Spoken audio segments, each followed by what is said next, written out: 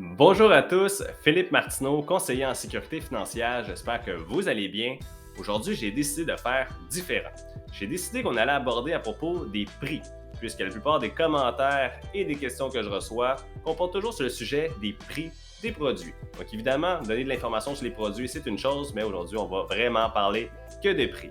Donc j'ai décidé de faire un exercice sur un homme qui a aujourd'hui 49 ans. Donc, je l'ai appelé Thomas. Vous le voyez à l'écran. Vous voyez également le logiciel LiveGuide. Pour ceux qui ne connaissent pas ce logiciel, c'est un logiciel qui coûte plusieurs centaines de dollars annuellement, mais qui nous permet d'avoir accès à tous les prix de tous les produits de toutes les compagnies. Donc, c'est merveilleux. Et ça, c'est en temps réel.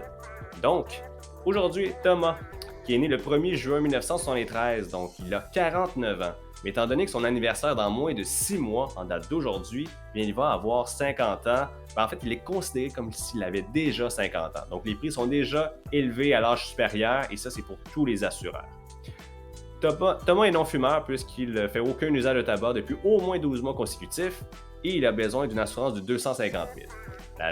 La question du jour était, est-ce que Thomas veut une assurance sur 10 ans, sur 20 ans, sur 30 ans ou est-ce qu'il la veut pour toute sa vie, garantie à vie, soit permanente?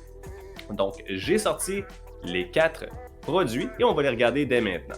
Donc, Thomas, 49 ans aujourd'hui, mais considéré comme 50. Si on regarde 250 000 sur 10 ans, bien le coût est de 37,58.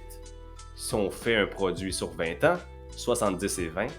Produit sur 30 ans, 130 par mois. Et si on veut un produit 250 000 garantie à vie jusqu'à la fin de sa vie, 327,60. Et ça, le logiciel il est exact, c'est les prix les moins chers de tous les types de produits selon la compagnie. Donc ça, c'est merveilleux. Maintenant, les renouvellements. Donc à tous les 10 ans, si on prend un exemple temporaire 10 ans, vous avez un renouvellement. Évidemment, vous avez le choix de ne pas l'accepter et refaire les examens sur le marché pour avoir un meilleur prix. Mais si vous êtes incapable, en fonction de votre santé et ainsi de suite, vous avez un renouvellement automatique qui est sans examen médical finalement. Donc ça peut être avantageux ou une opportunité pour certaines personnes.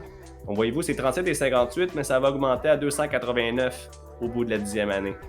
Donc si on aurait pris au départ un 20 ans, mais le prix aurait été fixé à 70 pendant 20 ans. Donc évidemment, la durée, oui, il y a une augmentation du coût, mais selon ce que vous avez vraiment de besoin, ça peut être beaucoup plus judicieux d'y aller sur du long terme que sur du court terme. Si vous avez des questions, des commentaires ou si vous voulez prendre un rendez-vous dès maintenant, n'hésitez pas.